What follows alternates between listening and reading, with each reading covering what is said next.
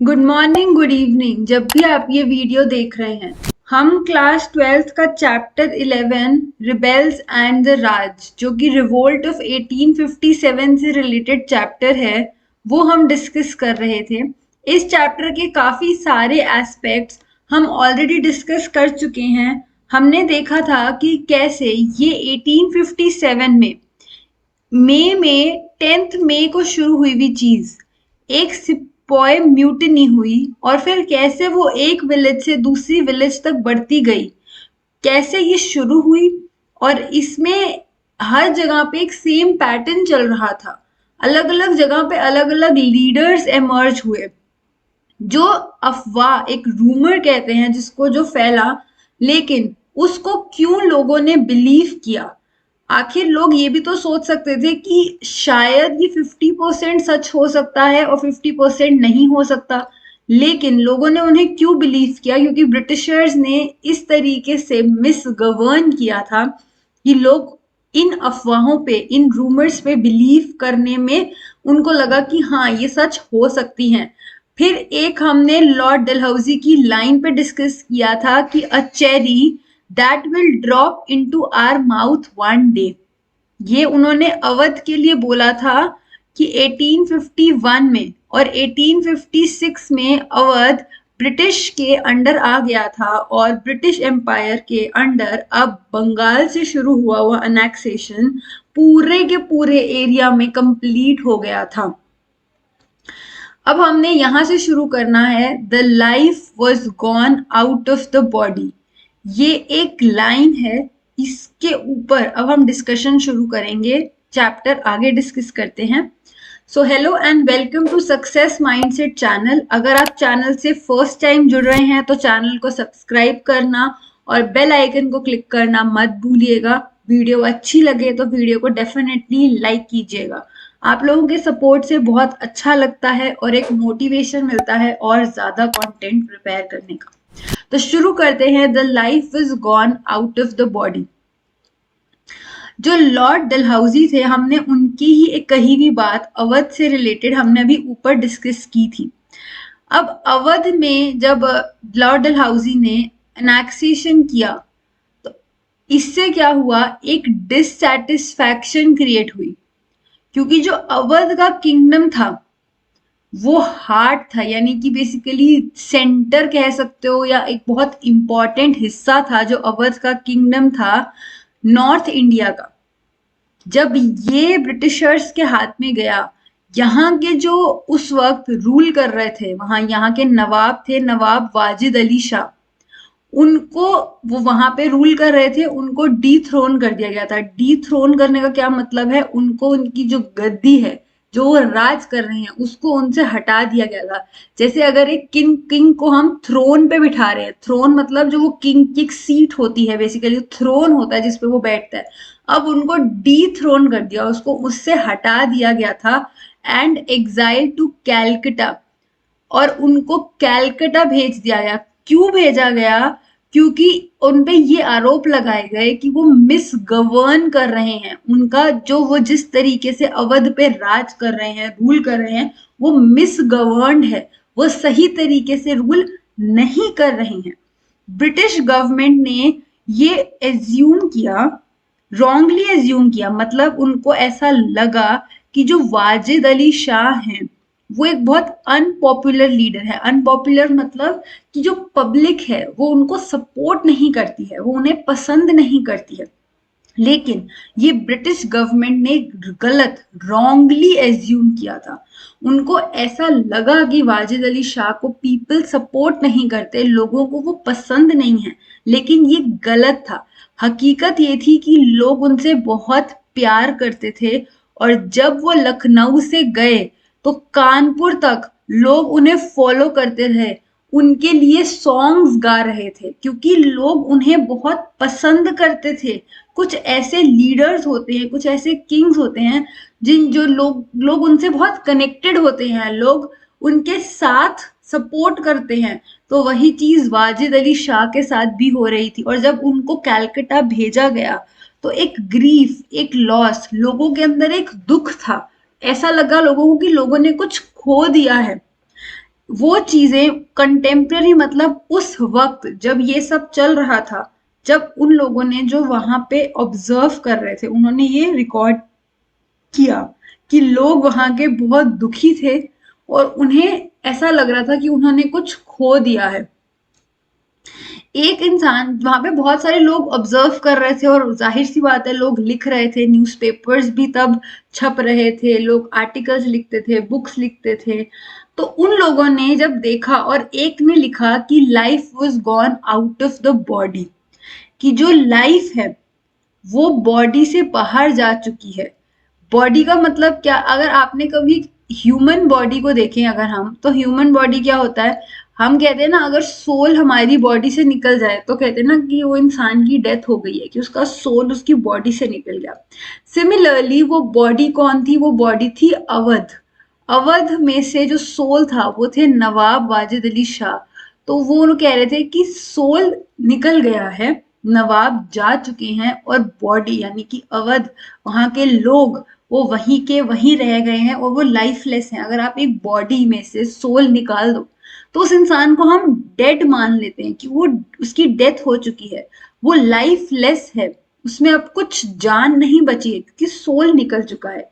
तो ठीक उसी तरह जब अवध से नवाब चले गए तो लाइफ जा चुकी है, बॉडी वही है, टाउन्स, लोग और वो सब लाइफलेस हैं। इमेजिन वो कितने पॉपुलर लीडर थे अवध के, और ये ब्रिटिशर्स को समझ नहीं आया। उन्हें लगा कि उन्हें कोई भी पसंद नहीं करता होगा। ये देखो, ये है अवध वाला एरिया, लखनऊ और अवध, और उनको यहाँ से कहाँ भेज दिया गया था, उन्हें यहाँ से कैलकटा भेज दिया गया था। किसको? नवाब ऑफ अवध, नवाब वाजिद अली शाह को यहाँ से। और लोग उनके पीछे पीछे जा रहे थे क्योंकि लोगों को बहुत हर्ट हो रहा था। वहां पे कोई भी स्ट्रीट्स ओपन नहीं थी। लोग क्राई ऑफ एगनी, लोग दुख में रो रहे थे अपने नवाब के, अपने जान ई अलम के, जो सेपरेशन था उनका नवाब से, उसके कारण। Imagine the popularity of nawab in that area. Folk songs क्या होते हैं? उस एरिया के लोकल सॉन्ग्स, फोक सॉन्ग्स गाए जा रहे थे। The honourable English came and took the country. इस तरीके से अंग्रेज बहादुरें मुल्के लिन्हो, बेसिकली ये वहां का फोक सॉन्ग है। और वो ये कह रहे थे कि ब्रिटिशर्स, इंग्लिशमैन आए और उन्होंने हमारे देश को ले लिया। ऐसे करके वो लोग दुख में गा रहे थे। इमेजिन वो लोग कितना ज्यादा लॉस फील कर रहे थे। अब जैसे ही नवाब का रिमूवल हुआ, कोर्ट डिल्यूजन डिसोल्यूशन हो गया, कोर्ट खत्म हो गई, क्योंकि अब यहाँ पे किसका रूल आने वाला था? ब्रिटिश का, क्योंकि उन्होंने पॉलिसीज लगाई थी, हमने ऊपर डिस्कस की थी। तो उसके कारण अब ब्रिटिशर्स अपने अकॉर्डिंग हर चीज करेंगे। तो जो नवाब के कोर्ट में कल्चर था, जो वहां पे musicians, dancers, poets, artisans, cook, आपने हमने अगर आपने अकबर बीरबल भी देखा हो, या आपने किसी भी मूवी में देखा हो, या किसी कार्टून में देखा हो, तो हमेशा हमें ये दिखाया जाता है कि जो किंग हैं उनके कोर्ट में सिर्फ मिनिस्टर्स नहीं होते, बल्कि डांसर्स भी आते हैं, पोएट्स आते हैं, और अलग अलग लोग होते हैं वहां पे। अगर आप मुगल एम्पायर में भी अकबर का देखो तो अकबर के कोर्ट में आपको म्यूजिशियंस भी दिखेंगे, डांसर्स भी दिखेंगे, एडमिनिस्ट्रेटर्स भी दिखेंगे, आपको तानसेन भी दिखेंगे, आपको बीरबल भी दिखेंगे, आपको डांसर्स भी दिखेंगे, पोएट भी दिखेंगे। वहां पे हम देख रहे थे अबुल फैजल भी थे, जो हिस्टोरियन थे, जो लिख रहे थे। तो एक कोर्ट में बहुत से लोग होते हैं।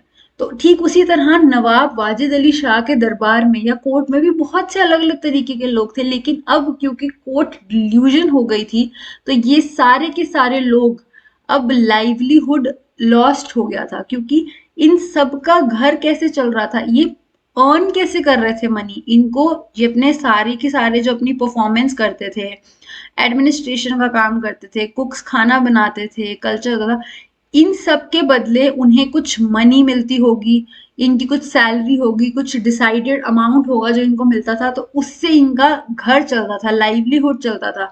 लेकिन अब इन सब ये जॉबलेस हो गए एक तरीके से, अब इनके पास कोई काम नहीं था। तो इमेजिन कितने लोगों की लाइफ इफेक्ट हुई। Firangi Raj and the end of the world. फिरंगी मतलब कौन? ब्रिटिशर्स की बात हो रही है, उनके रूल को, और एंड ऑफ द वर्ल्ड। जो अवध में लोग थे वो बहुत ज्यादा परेशान थे। Linked prince, taluqdar, peasant, sepoy, यानी कि जो प्रिंस हैं, प्रिंस कहाँ पे रहेगा? वो पैलेस में रहेगा। तालुकदार जो जमींदार और तालुकदार हैं, पेजेंट्स किसान, सिपाही सोल्जर्स, ये सब लोग बहुत अलग हैं। लेकिन क्योंकि नवाब वाजिद अली शाह को हटा दिया गया था और वो जो एक दुख था, उस दुख ने इन सबको कनेक्ट कर दिया। अदरवाइज आप इनमें कोई कनेक्शन देखोगे नहीं, क्योंकि प्रिंस टाउन में रह रहा है, पैलेस में रह रहा है। तालुकदार का अपना अलग काम है। तालुकदार पेजेंट के बीच में कितने सारे डिफरेंसेस हैं, लेकिन उस ग्रीवियंस ने, उस दर्द ने इन सबको लिंक कर दिया। किसके अगेंस्ट? फिरंगी राज, ब्रिटिशर्स के अगेंस्ट। और उन्होंने कहा एंड ऑफ देयर वर्ल्ड, उनका जो वर्ल्ड है वो खत्म हो रहा था। वो कह रहे थे कि जो भी उनके लिए इम्पोर्टेंट है, रिस्पेक्टेड है, उन सब चीजों को वो तोड़ रहे थे, ब्रेक कर रहे थे। बहुत सारे इमोशंस और इश्यूज उठ रहे थे। एंड वो भी एक फैक्टर था कि रिवोल्ट ऑफ 1857 को लोगों ने इतनी स्ट्रांगली सपोर्ट किया, specially in the area of Awadh. क्यों? क्योंकि वहां के लोग, एक मिनट, वहां के लोग सबसे ज्यादा हर्ट थे, दुखी थे। पॉपुलर रेजिस्टेंस हो रहा था to the alien order. Alien order कौन है? जो ब्रिटिश हैं, उनके राज, फिरंगी राज के अगेंस्ट पॉपुलरली रेजिस्टेंस हो रहा था। जब उन्होंने नवाब को हटाया, उससे क्या हुआ? एक नवाब अकेले पूरे एरिया को तो कंट्रोल नहीं कर सकते।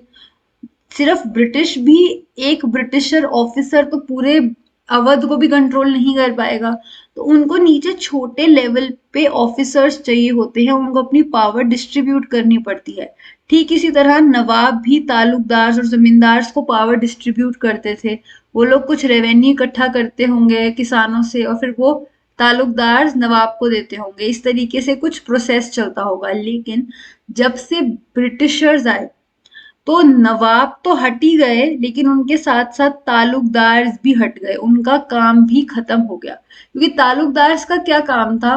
वो लोग रेवेन्यू इकट्ठा करते होंगे और उसमें से कुछ शेयर वो अपने लिए रखेंगे और बाकी का शेयर वो नवाब को दे देंगे। लेकिन अब ब्रिटिशर्स ने उनको हटा दिया, तो उन लोगों को भी वहां से हटा दिया गया।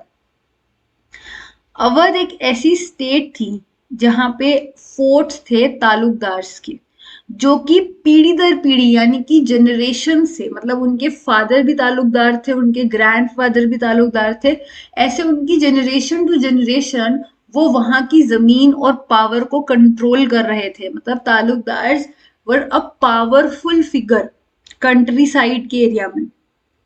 जब ब्रिटिशर्स नहीं आए थे तो तालुकदार्स के पास इतनी पावर होती थी कि वो अपनी खुद की आर्मी मेंटेन किया करते थे। इमेजिन, उनके पास उस चीज की पावर भी थी। वो अपना खुद का फोर्ट बिल्ड करते थे। उनके पास एक डिग्री ऑफ ऑटोनॉमी होती थी, वो डिसीजंस लेने की पावर रखते थे। और वो क्या करते थे? नवाब को रेवेन्यू पे करते थे और कुछ हिस्सा वो अपने पास रखते होंगे। बिगर तालुकदार जो थे वो लगभग 12,000 फुट सोल्जर्स उनके पास होते थे, और जो छोटे तालुकदार होते थे उनके पास अबाउट 200, मतलब सोचो 200 तो मिनिमम है, इतने तो होते ही होते थे।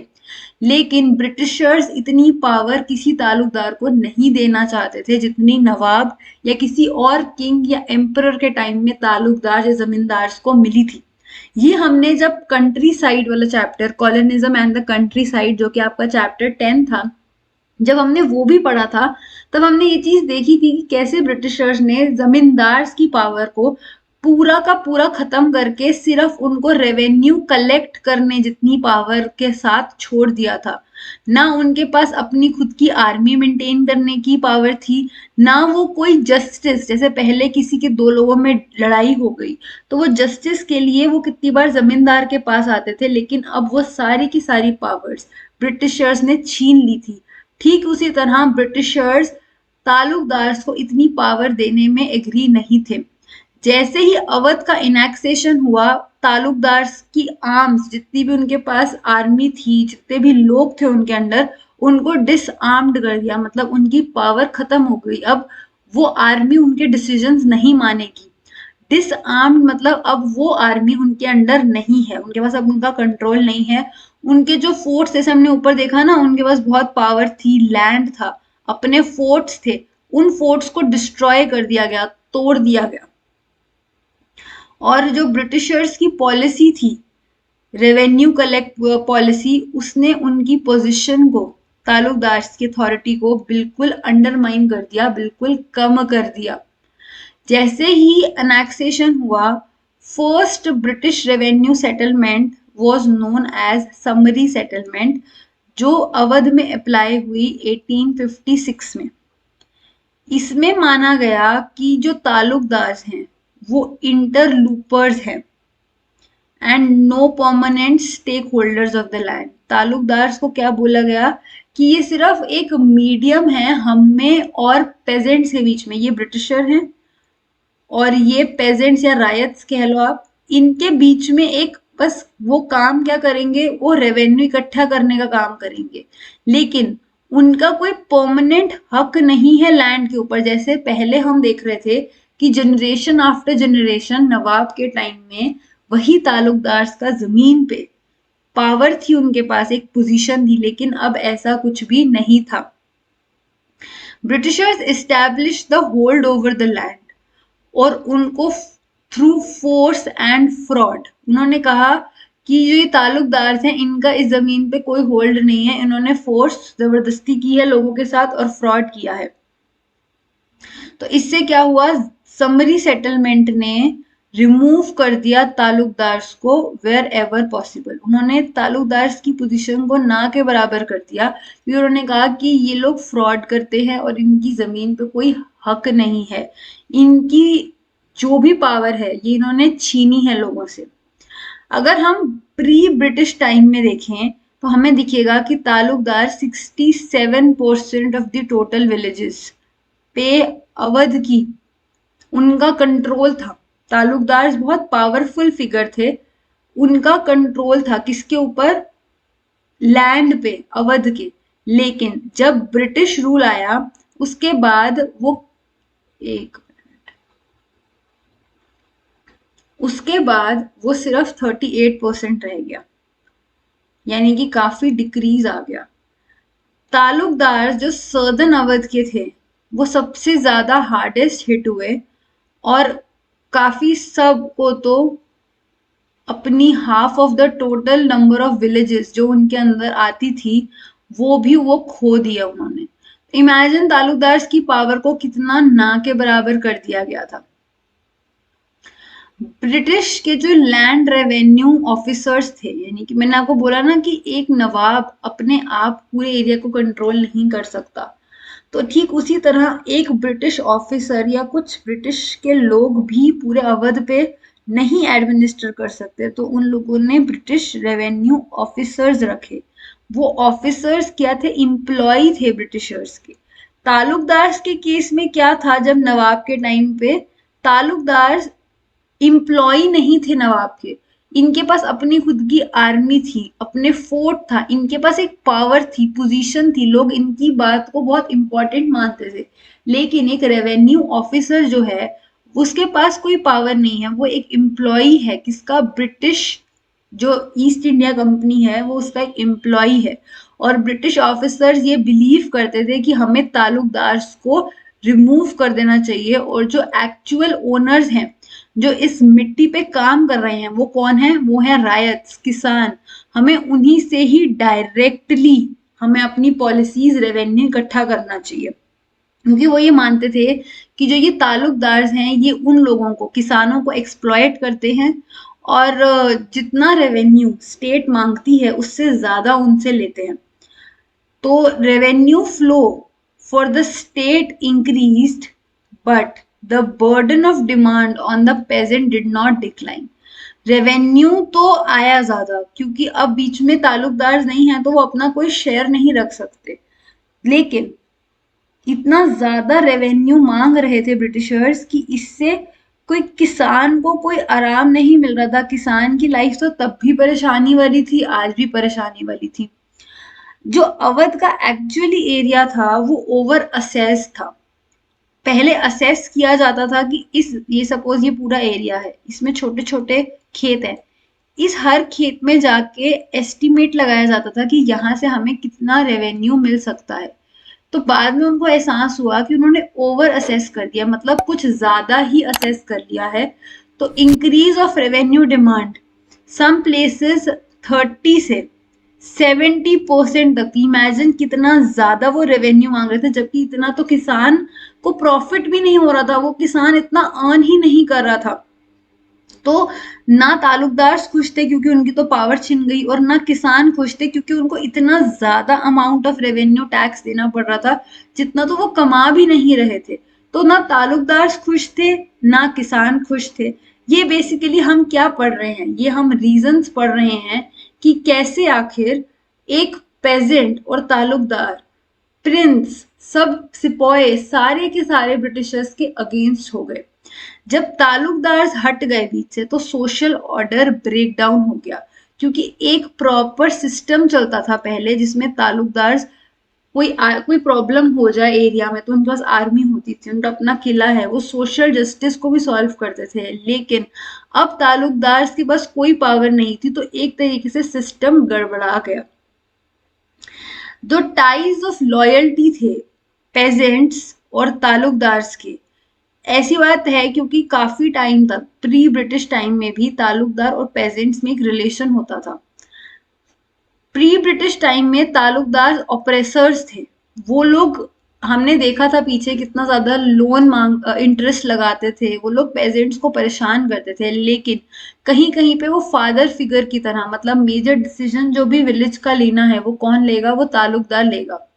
तो कितना ड्यू लगेगा पेजेंट पे, हर चीज में एक ताल्लुकदार बहुत इंपॉर्टेंट रोल प्ले करता था। लेकिन ब्रिटिश के टाइम में कोई भी ताल्लुकदार का कोई रोल नहीं था, पेजेंट डायरेक्टली एक्सपोज था। पेजेंट और ब्रिटिश उनके बीच में कोई नहीं था। तो जो किसान थे वो अपनी प्रॉब्लम किसी से शेयर नहीं कर पा रहे थे क्योंकि रेवेन्यू ऑफिसर तो उनकी बात सुनते नहीं थे। ओवर असेसमेंट हो रखी थी उनकी, इतनी जमीन पे, मतलब उनको इतना कुछ मिल ही नहीं रहा था जितना उनसे रेवेन्यू मांगा जा रहा था। कलेक्शन मेथड इनफ्लेक्सिबल था। जब ताल्लुकदार को वो लोग अपना रेवेन्यू देते थे तो ताल्लुकदार समझ जाते थे, ठीक है आप मुझे अगले हफ्ते दे देना, कुछ टाइम देते थे। लेकिन ब्रिटिशर्स के साथ बिल्कुल इनफ्लेक्सिबल था। कोई गारंटी नहीं थी कि कभी भी क्रॉप फेलियर हो सकता है, कभी भी हार्डशिप आ सकती है, और रेवेन्यू डिमांड कभी भी रिड्यूस नहीं की जा रही थी। Collection post bond, revenue demand of the state, मतलब किसी भी चीज का किसान को कुछ भी नहीं था। हर चीज के लिए, छोटे छोटे फेस्टिव सीजन के लिए या अपनी लाइफ की छोटी से छोटी चीज के लिए भी किसान को लोन लेना पड़ रहा था। And talukdar support that talukdar had earlier provided, तो उस सपोर्ट के लिए वो पेजेंट्स कहाँ जा रहे थे, लोन के लिए जा रहे थे, क्योंकि उनके पास कुछ भी नहीं था। इतना इतना तो रेवेन्यू उनसे मांगा जा रहा था। तो अवध में सबसे ज्यादा रेजिस्टेंस हुआ क्योंकि अवध में किसान, प्रिंस, पेजेंट, ताल्लुकदार हर कोई परेशान था। तो सबसे ज्यादा इंटेंस और लॉन्ग लास्टिंग जो 1857 का रिवोल्ट का एरिया था वो अवध वाले एरिया में हुआ, क्योंकि वहां के ताल्लुकदार, किसान सबने मिल के लड़ाई की। कितने ताल्लुकदार तो ऐसे थे जो लॉयल थे नवाब की तरफ, और उन्होंने बेगम हजरत महल जो कि वाइफ थी नवाब की, उनको ज्वाइन किया लखनऊ में ब्रिटिशर्स को फाइट करने के लिए। और कितने ऐसे थे जब बेगम हजरत महल हार गई उसके बाद भी उन्होंने उनका सपोर्ट नहीं छोड़ा। पेजेंट्स की जो प्रॉब्लम्स थी वो सिपॉय लाइंस में भी गई। क्यों? क्योंकि जो मोस्टली रिक्रूटमेंट होता था सिपाहियों का वो विलेज एरिया से होता था। तो जो विलेज एरिया में लोग रहते हैं उनकी फैमिलीज किसान होती हैं, उनके आसपास जो नेबर में लोग हैं वो किसान हैं। तो उनकी जब फैमिलीज किसानी में है और वो लोग परेशान है तो ये बात सिपॉयज तक भी पहुंचती थी। और वो लोग भी एक रीजन था कि वो उनके कारण कि हमारे किसान जो उनकी फैमिली के लोग हैं वो लोग कितना सफर कर रहे हैं, तो इसके कारण भी वो लोग बहुत ज्यादा परेशान थे। एक रीजन है कि जो सिपॉयज थे और उनके सुपीरियर्स थे उनकी रिलेशनशिप भी खराब होने लग गई, जिसके कारण 1857 का रिवोल्ट हुआ। 1820s तक व्हाइट जो ऑफिसर्स थे, क्योंकि मेन जो ऊपर पोजीशंस थी उन पे व्हाइट ही होते थे। एक मिनट, मेरी लैपटॉप की बैटरी। तो जो मेन पोजीशन पे होते थे वो हमेशा व्हाइट ही होते थे। तो पर वो लोग अच्छे रिलेशंस रखते थे सिपाही के साथ, काफी अच्छा टाइम स्पेंड करते थे। लेकिन 1840s आते आते उनका एटीट्यूड चेंज हो गया और उन्होंने सिपॉयज को रैशनल रेशियल इंफीरियोरिटी कि तुम तो इंडियंस हो, उनको उस तरीके से ट्रीट करना शुरू कर दिया। और वो कार्टरेज वाला जो इंसिडेंस हुआ जिसमें उन लोगों को कहा जा रहा था कि आपको उस कार्टरेज को तोड़ना है, मतलब जिसमें काओ और पिग का फैट है, वो एक बहुत इंपॉर्टेंट इंसिडेंस था जिसने आर्मी को हर्ट किया और आर्मी के लोगों ने रिवोल्ट किया उसके अगेंस्ट। एक लार्ज मेजॉरिटी ऑफ सिपॉयज जो थे वो बंगाल आर्मी में वो विलेज ऑफ अवध और eastern part of Uttar Pradesh से रिक्रूट होते थे। तो जो अपर कास्ट ब्राह्मण्स होते थे कास्ट में, मेनी ऑफ देम अवध में, वो अवध कहा जाता था नर्सरी ऑफ बंगाल आर्मी, क्योंकि अवध में इतने ज्यादा लोग रिक्रूट होते थे। और सिपॉयज ने जब देखा कि सिपॉय लाइंस में क्विकली एक ट्रांजिशन आ रहा है, तो वो फियर ऑफ न्यू कार्टरेज, क्योंकि वो लोग ब्राह्मण थे तो अपर कास्ट के लोग होते थे जो जा रहे, तो उनके लिए ये बहुत एक बड़ा चीज थी कि उनके साथ इतना गंदे तरीके से बिहेव किया जा रहा था।